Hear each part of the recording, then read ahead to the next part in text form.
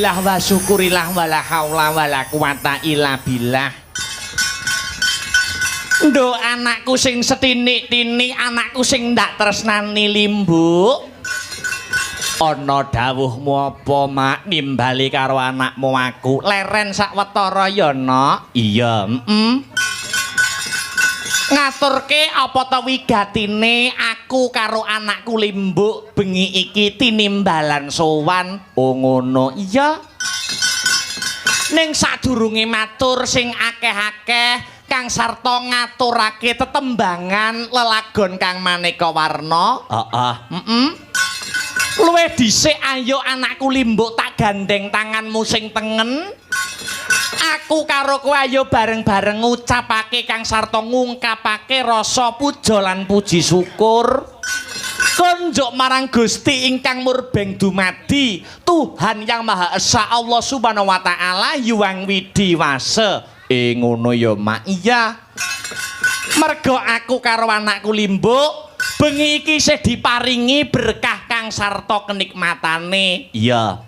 Becik nikmat sehat, nikmat sempat, nikmat iman. Yo mergo saka berkah Kang Sarta kenikmatane pangeran, aku karo anakku Limbuk bengi iki bisa sowan manunggalan tetunggalan ana ing adicara bengi iki.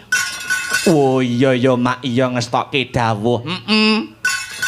Lah banjur bengi iki mengeti adicara apa, bengi iki dalam rangkaian acara apa, Mak? Iki ngene ya, Nok. Adicarane tidak lain dan tidak bukan, iya. Ya kuwi tasyakuran pernikahan. Oh, tasyakuran pernikahan. Sapa sing didhauhke, Mak? Ya kuwi temanten kakung. Kang Mas kula nuwun inggih menika Kang Mas Dukumara. Oh iya. Melawan? Oh iya. Kaya tinju melawan. Temanten putri ya kuwi Mbak Yuku Mbak Nur Rinda Yulianawati. Oh ngono. Iya. Mas Dukumara putrane Bapak Jamin Kang Sarta Ibu Yati saka dusun Sumber Klampok kene. Iya, dene Mbak Nur Rinda Yulianawati kuwi putrine Bapak Pratik lan Ibu Lasmati uga saka Sumber Klampok kene, Nok. Oh, cedhak. Pek nggo. Pek tangga. Iya, Mak, iya ngestokke dawuh. Padha-padha Sumber Klampoke. Tasyakuran pernikahan wis diadani, Nok. Mau siang wis dirupian-rupian, mau awan wis dirupian-rupian. Dene adicarane bengi iki ya kuwi acara puncak, hiburan ya kuwi gelar kelir gantung gong ngenekake wayangan minangka tandha syukure. Ya kuwi keluarga besar Bapak Jamin Kang Sarta Ibu Yati kang wis ngunduh mantu. Oh ngono, Mak. Iya ngestokke dawuh. Kaya ngene iki tegese wong tuwa kewajibane wis rampung, Nok. Kewajibane wong tuwa wis rampung. Kok ngono? Iya. Yen ora kleru anggonku sinau ya, Nok. Wong tuwa kuwi duweni kewajiban cacah telu. Oh, kewajiban cacah telu. Iya. Kewajiban angka sepisan ya kuwi jenengke anake kanthi jeneng sing apik, kanthi jeneng sing becik. Oh ngono. Iki Mas Dukumara karo Mbak Nurinda Yulianawati. Oh ngono. Kuwi kewajibane wong tuwa angka sepisan ya kuwi jenengne anak kanthi asma sing apik, jeneng sing becik. Oh ngono. Dadi asma kinarya japa ngono kae. Jeneng kuwi donga kudangane wong tuwa. Oh ngono. Apa ana jeneng sing elek? Enek. Jeneng sing elek enek. Contone jeneng sing elek ya apa? Lah, tanggaku enek wong jenenge anak. Kuwi ora nggo petungan jenenge elek, jenenge ora apik. Contone sapa? Enek tanggaku ki jenenge Lekna. Lekna. Lekna duwe anak dijenengne sapa? Kacuk Ndratna iku apik. Oh, Kacuk ndratno. Heeh, apa apik ngono kuwi? Iya. Ngguri omah buendang, duwe anak dijenengne sapa? Nunuk Ndrati kuwi apik. Oh iya. Ya kuwi nek ra tabrakan, nek nganti tabrakan, upamane kacuk kolor, nunuk kok kidul tabrakan brus, tabrakan. Sapa sing tabrakan ke lho? Sing tabrakan anu kacuk elekno tabrakan nunuke buendang. Apa ora apik ngono kuwi? Iya, Dadi jeneng sing apik. Jeneng kudu sing apik, jeneng kuwi kudu sing becik. Oh iya. Iya ya Mak, iya ngestokke dawuh. Iya, kaya Mas Jukumara, Mbak Nurinda Yulianawati. Kuwi jeneng sing apik, jeneng sing becik. Mula wis sak pantese awake dhewe ngaturke panuwun. Musik balik ning benang merah. Mau kewajibane wong tuwa angka sepisan ya kuwi jenengne anak sing becik jenengne anak kang apik. Oh, angka loro kewajibane wong tuwa nyang anak ya kuwi nyekolahke sak dhuwur-dhuwure. Oh ya. Banjur kewajibane wong tuwa sing pungkasan, ya kuwi ngrabekke nyang anak. Oh, ngono. Nek telung perkara iki wis dilakoni kanthi bener becik, iya. Tegese wis rampung utawa wis pundhat sing dadi kewajibane wong tuwa marang anak wis wani mandiring pribadi tanpa gantungke kebutuhane marang wong liya. Oh, khususe marang wong tuwa. Oh, ngono, Mak. Iya, ngestokke dawuh. Alhamdulillah. Tambah sedulur tambah rejeki, no. Iya, Ternyatane pagelaran ing bengi iki uga disiarkan langsung. Oh, disiarkan langsung. Lumantar ya kuwi channel YouTube Asta Brata Media. Ngono.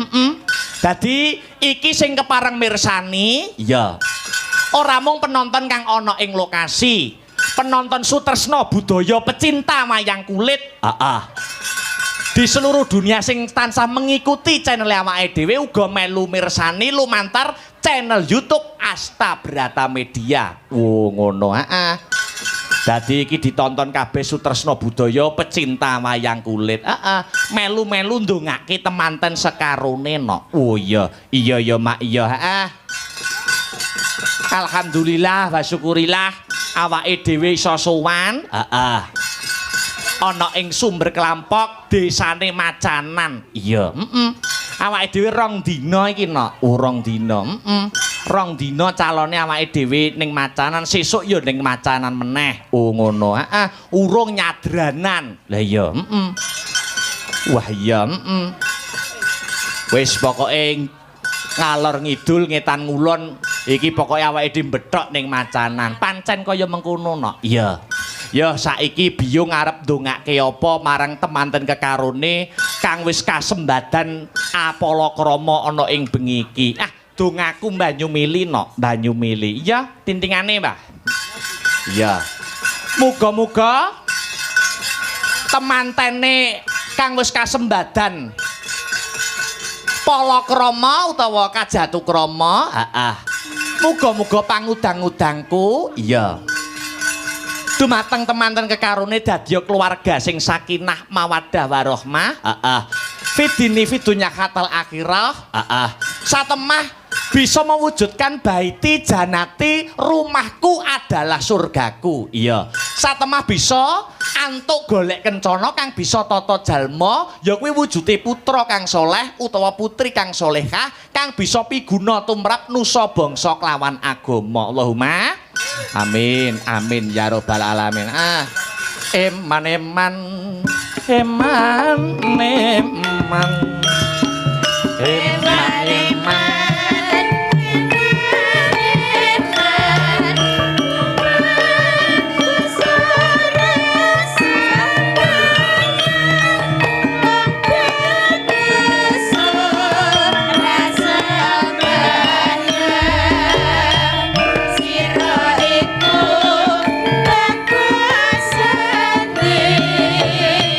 Sira iku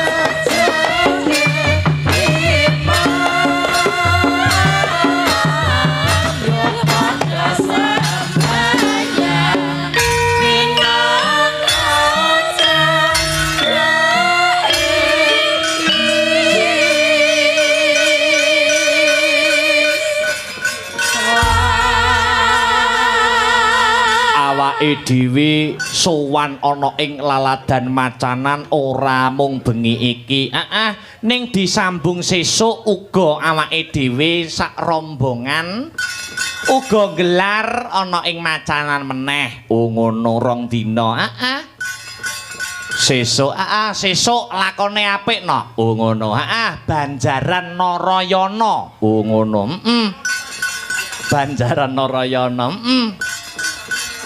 Narayana nganti Kangsa adu jago nganti tekan Narayana dadi ratu Prabu Kresna lakone apik-apik oh iya disambung sesuke meneh no ngono bareng dina tekan macanan terus tanggal 15 iya awake dhewe ana ing laladan Mbulu Putren Mbulu Putren iya lakone apik Banjaran Gatotkaca. Oh iya, iya. Banjaran Gatotkaca. Tanggal 15 ning Mbulu Putren. Oh ning Mbulu Putren. Bintang tamune nek ora kleru Mbak Manohara. Oh iya, Tanggal 15. Nek pengen nonton neh 16 nek jek kurang nontono ning di Cepu Blora. Oh iya. Nonton wayang kok minggat jane. Mbok menawa iya. Iya Mak iya.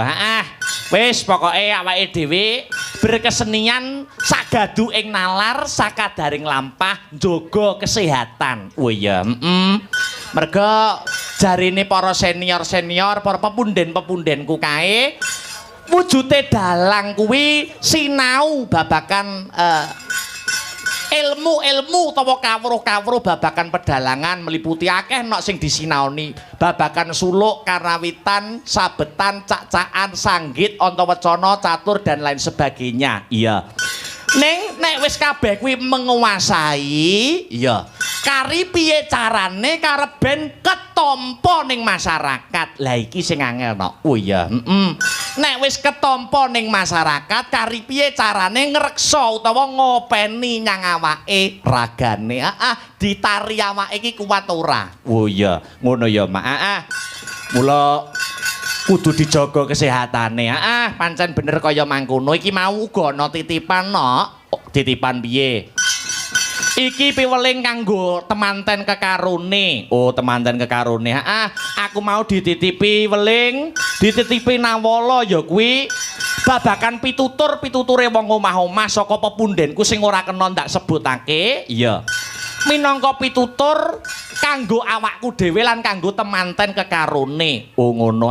Aku minangka dadi dalang dikon medar utawa dikon menyampaikan. Oh ngono. Awake dhewe mung dadi lidah perantara. Oh iya. Contone piye, Mak? Iki ana ngene ya, Nok. Ana pantangane wong omah-omah. Oh, pantangane wong omah-omah, pantangane wong sing wis membangun bahtera rumah tangga. Ya kuwi ana 10. Ana 10 ya kuwi pepacuh tumrape wong omah-omah. Iya, piye, Mak? Angka sepisan ya kuwi aja kulina nyepelekake siji lan sijine. Iya. Tegese tumrape wong jejodohan kudu kajen kinajenan, kudu ngregani kabecikan sing ditindakake dening pasangane. Aja mung nyawang alane wae ning katana becike wae ya, Nduk. Oh ngono. Dene kang angka 2 ya kuwi aja gedhekke sujana sing tanpa panaliti. Iya. Tegese aja gampang dakwa sing tanpa bukti. Ning yen pancen ana buktine ya dirembuk kanthi sareh lan wicaksana. Iya. Paribasan kedung jero kena dijajaki, jroning ati sapa sing ngira. Oh ngono ya, Mak. Iya. Pepacuh angka 3. Ya kuwi aja gampang nyalahke. Iya. Tegese aja golek salahe ning golek ana benere. Ora ana manungsa sing sampurna uripe, mula kudu duwe rasa rumangsa lan ngrumangsani. Ngono. Sabanjure angka 4 ya kuwi aja sungkan lan aja pekewuh. Wong jejodohan mono rong jiwa. Raga 2 jiwa 1. Raga 2 jiwa 1. Mula rasane kudu manunggal, aja duwe rasa ewuh pekewuh. Yen ana masalah kudu dirembuk terang-terangan, aja ngendhem rasa mundhak salah kedaden. Iya, sabanjure angka 5 kudu sing apa anane, tegese lahir batin kudu padha. Yen iya ya iya, yen ora ya ora. Iya, sabanjure angka 6 ya kuwi aja gampang muring. Tegese samubarang kudu sareh, aja gampang nesu. Ana rembug dirembug, ana perkara kudu dirampungi kanthi sabar. Nggih, angka 7 aja lelamisan. Kabeh isine ati kudu dilairake kanthi tulus, aja nganti malah nuwuhke masalah anyar ya, Nok. Iya, sabanjure angka 8 kudu ngudi kadiwasane jiwa. Iya.